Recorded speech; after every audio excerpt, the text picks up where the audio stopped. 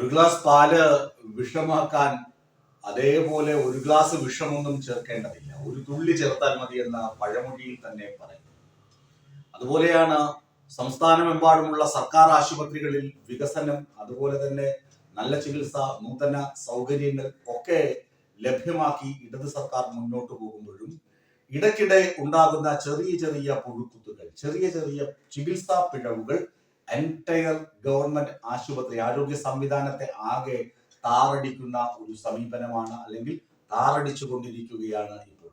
എന്തൊക്കെ ചെയ്തു എന്ന് പറഞ്ഞിട്ടും കാര്യമില്ല. പ്രത്യേകിച്ച് ആരോഗ്യ മേഖലയാണ്. അവിടെ എന്തെങ്കിലും പിഴവ് സംഭവിച്ചാൽ അത് തന്നെ ഉയർത്തിക്കാട്ടും. അതിന് ഈ പറയുന്ന പ്രതിരോധം കൊണ്ടൊന്നും അതിനെ തടയിടാൻ കഴിയുകയില്ല എന്നത് പരമാർത്ഥമാണ്, വാസ്തവമാണ്. ഇതിൽ ഏറ്റവും പ്രധാനം എന്ന് പറഞ്ഞത് പ്രധാനപ്പെട്ട കാര്യങ്ങളൊക്കെ നിങ്ങൾക്ക് അറിയാവുന്നതാണ്. ഈ അടുത്ത കാലത്ത് എന്തുകൊണ്ട് ആരോഗ്യ വകുപ്പിലെ വീഴ്ചകൾ, ചികിത്സാ പിഴവുകൾ ഉയർന്നു വന്നു എന്ന് ചോദിച്ചാൽ, തിരുവനന്തപുരത്ത് നെടുമങ്ങാട് ജില്ലാ ആശുപത്രിയിൽ ഗർഭസ്ഥ ശിശു മരിച്ചതോടുകൂടിയാണ് ഈ പ്രശ്നങ്ങൾ വീണ്ടും തലപൊക്കുന്നത്. അതിനു മുമ്പ് തിരുവനന്തപുരം മെഡിക്കൽ കോളേജിലെ ഡോക്ടർ എഴുതിയ FB കുറിപ്പിലൂടെ കുറെ സിസ്റ്റം എററിനെ കുറിച്ച് വന്നിരുന്നു. ഈ സിസ്റ്റം എറർ അല്ല ഞാൻ ഉന്നയിക്കുന്ന പ്രശ്നം, ഞാൻ പ്രേക്ഷകരോട് പറയാൻ ആഗ്രഹിക്കുന്ന സിസ്റ്റം എററൊക്കെ എല്ലാ കാലത്തും ഉണ്ടാകും. എല്ലാ സർക്കാരിന്റെ കാലത്തും ഈ വീഴ്ചകളും പരാജയങ്ങളും ഒക്കെ ഉണ്ടാകും. പക്ഷേ ഹർഷിത എന്ന് പറയുന്ന ഒരു അതിജീവിത എന്ന് വിളിക്കാനാണ് ഞാൻ ആഗ്രഹിക്കുന്നത്. കാരണം അവരുടെ ഉദരത്തിൽ ഇതുപോലെ കത്രിക ഉണ്ടായിരുന്നു. കത്രിക ഉദരത്തിൽ വെച്ച് തുന്നിക്കെട്ടിയ സംഭവങ്ങളാണല്ലോ ഇപ്പോൾ ഹൈലൈറ്റ് ചെയ്തു വരുന്നത്. ഈ ഹർഷിത ഇതേ ദുരന്തം അനുഭവിച്ചതാണ്.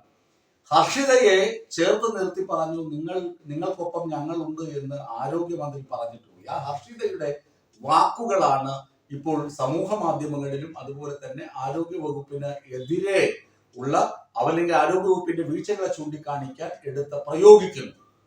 ഹർഷിത പറയുന്നുണ്ട്, മന്ത്രി വന്ന് പറഞ്ഞിട്ട് പോയി കൂടെ ഉണ്ടാകുന്നു. അവര് ഇടത് മുന്നണിയുടെ കുടുംബമാണ്, കമ്മ്യൂണിസ്റ്റ് കുടുംബമാണ്. അവർക്ക് സർക്കാരിനെ താറടിച്ച് കാണിക്കാനുള്ള യാതൊരു ആഗ്രഹവുമില്ല, അല്ലെങ്കിൽ ഈ സർക്കാർ മോശമാണെന്ന് പറയാനുള്ള യാതൊരു ആഗ്രഹവുമില്ല.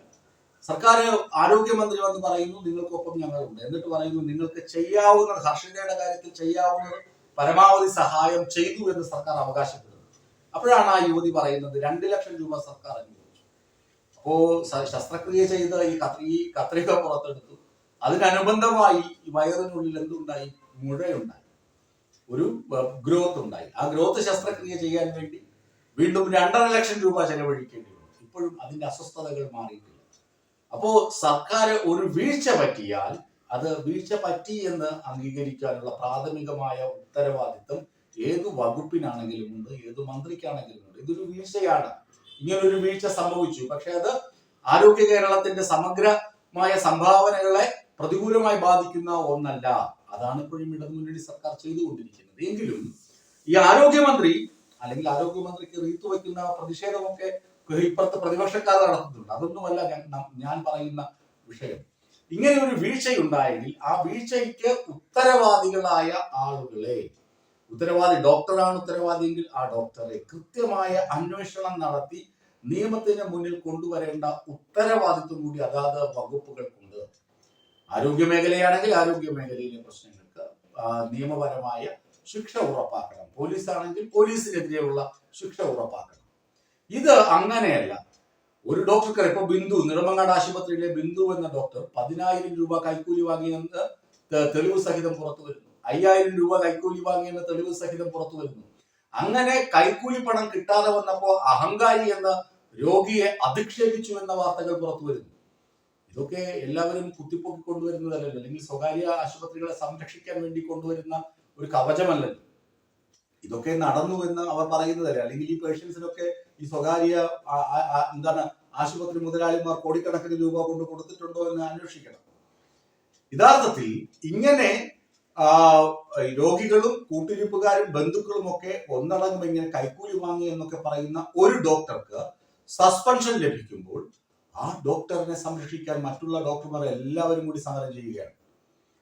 അവിടെയാണ് സിസ്റ്റത്തിന്റെ എറർ എന്ന് ഞാൻ പറയുന്നത്. ഒരാളെ ഒറ്റപ്പെടുത്തുക എന്നല്ല പറയുന്നത്. അവർക്ക് നിയമത്തിന്റെ വഴികൾ അവർ ഫൈറ്റ് ചെയ്യട്ടെ. പക്ഷെ എൻറ്റയർ ആരോഗ്യ സംവിധാനത്തെ സമരത്തിൽ തളച്ചിട്ട് അവരെ സംരക്ഷിക്കാൻ, കുറ്റക്കാരിയെ സംരക്ഷിക്കാൻ, പിഴവ് വരുത്തിയ ഉദ്യോഗസ്ഥരെ സംരക്ഷിക്കാൻ ശ്രമിക്കുന്നത് അങ്ങേയറ്റം എന്താണ് ജനവിരുദ്ധമായ പ്രവൃത്തിയാണെന്ന് പറയാതിരിക്കാൻ നിവർത്തിയില്ല. അതുപോലെ തന്നെ ആരോഗ്യ മേഖലയിൽ സമരം നടക്കുന്നു. അധ്യാപകരുടെ സമരം, മെഡിക്കൽ കോളേജിൽ OP പ്രവർത്തിക്കുന്നില്ല, അതുപോലെ ശസ്ത്രക്രിയകൾ നടക്കുന്നില്ല. അത്യാഹിത വിഭാഗത്തിൽ വരുന്ന പലരും വേറെ സ്വകാര്യ ആശുപത്രിയിലേക്ക് പോവുകയാണ്. അപ്പോ ഈ സിസ്റ്റത്തെ തകർക്കുന്നതിൽ പ്രധാന പങ്ക് വഹിക്കുന്നത് ഈ ഡോക്ടർമാരും അതുപോലെ തന്നെ ആശുപത്രിയിലുള്ള മറ്റുള്ള ആളുകളുമാണ്. അല്ലാതെ ഈ പാവപ്പെട്ട രോഗികളല്ല എന്ന് തിരിച്ചറിയണം. അല്ലെങ്കിൽ ഈ പഴിയെല്ലാം മാധ്യമപ്രവർത്തകരുടെ തലയിൽ കൊണ്ട് വെച്ചു കൊടുത്തിട്ടും കാര്യമില്ല. ഈ ഡോക്ടർമാർ ഒന്നടങ്കം സമരത്തിലാണ്. ആ സമരം എന്തുകൊണ്ട് സർക്കാർ അഡ്രസ് ചെയ്യുന്നില്ല? സസ്പെൻഡ് ചെയ്യപ്പെട്ട ഡോക്ടർക്ക് അവർക്കെതിരെ കൃത്യമായ ശിക്ഷാ നടപടി സ്വീകരിക്കുമ്പോൾ എന്തുകൊണ്ട് ഡോക്ടർമാർ സമരം ചെയ്യുന്നു? വേറൊരു വിഭാഗം ഡോക്ടർമാർ. ഇത് സർക്കാർ അന്വേഷിക്കേണ്ടതല്ലേ? ഇതിനെതിരെയല്ലേ സർക്കാരും അതുപോലെ തന്നെ ആരോഗ്യ വകുപ്പിന് വേണ്ടി സംസാരിക്കുന്ന ആളുകളും രംഗത്ത് വരേണ്ടത്? അല്ലാതെ ഒറ്റതിരിഞ്ഞ് പാവം ഈ രോഗികളെ കടന്നാക്രമിച്ചത് കൊണ്ട് കാര്യമുണ്ടോ? അവരവരുടെ സങ്കടങ്ങൾ ആരോട് പറയും? അവരുടെ സങ്കടങ്ങൾ പുറത്തു വരണമെങ്കിൽ മാധ്യമങ്ങൾ ഇടപെടേണ്ടതില്ലേ? ഇത് ആരോഗ്യ വകുപ്പിന്റെ വീഴ്ച തന്നെയാണ്. ഈ പ്രശ്നം പരിഹരിക്കുന്നതിൽ ആരോഗ്യ വകുപ്പിന് വീഴ്ചയുണ്ടായിട്ടുണ്ട്. ചുമ്മാ റിപ്പോർട്ടുകൾ തേടിയതുകൊണ്ട് കാര്യമില്ല എന്ന ബോധ്യം ഇപ്പോഴെങ്കിലും ആരോഗ്യ വകുപ്പിന് ഉണ്ടായി കാണണം. അതുകൊണ്ടാണ് പ്രത്യേകിച്ച് ജനങ്ങളുമായി ഏറ്റവും അടുത്തു നിൽക്കുന്ന വകുപ്പാണ് ആരോഗ്യ വകുപ്പ്. ആ വകുപ്പിൽ ഒരു പിഴവ് സംഭവിച്ചാൽ കൃത്യമായും അത് വാർത്തയാക്കുകയും അതുപോലെ തന്നെ സജീവമായി ചർച്ചയാവുകയും ചെയ്യും. അതുകൊണ്ടാണ് കഴിഞ്ഞ ഒരു ദിവസം ഞാൻ പറഞ്ഞത്, ഇടത് സർക്കാരിന്റെ മഹിമയെ ആകെ തല്ലിക്കെടുത്തുന്ന അല്ലെങ്കിൽ സർക്കാരിനെ തിരിഞ്ഞു കൊത്തുന്ന ഉഗ്രവിഷമുള്ള സർപ്പമായി മാറുകയാണ് ഈ ആരോഗ്യവകുപ്പ്. 2 സർപ്പങ്ങൾ ഇങ്ങനെ ആരോഗ്യവകുപ്പിൽ ആരോഗ്യ സിമ്പലിലുണ്ടല്ലോ. അതുകൊണ്ടാണ് ഞാൻ സർപ്പങ്ങൾ എന്ന് പറയുന്നത്. ഉഗ്രവിഷമുള്ള സർപ്പങ്ങൾ സർക്കാരിനെ തിരിഞ്ഞ് ആക്രമിക്കുകയാണ്.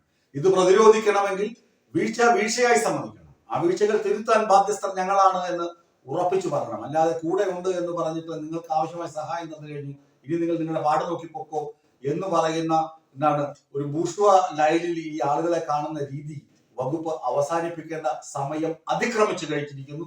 അല്ലെങ്കിൽ അത് കൃത്യമായി മുതിർന്ന നേതാക്കൾ പറഞ്ഞു കൊടുക്കണം, വകുപ്പിലുള്ള ആളുകൾക്ക് പറഞ്ഞു കൊടുക്കണം. ഇങ്ങനെയല്ല, കുറച്ചുകൂടി കാര്യങ്ങൾ ജനകീയമായി കൈകാര്യം ചെയ്യേണ്ടതുണ്ട് എന്ന് പറഞ്ഞു കൊടുക്കേണ്ട ബാധ്യത മുതിർന്ന നേതാക്കൾക്ക് ഇക്കാര്യത്തിൽ ഉണ്ട് തന്നെ.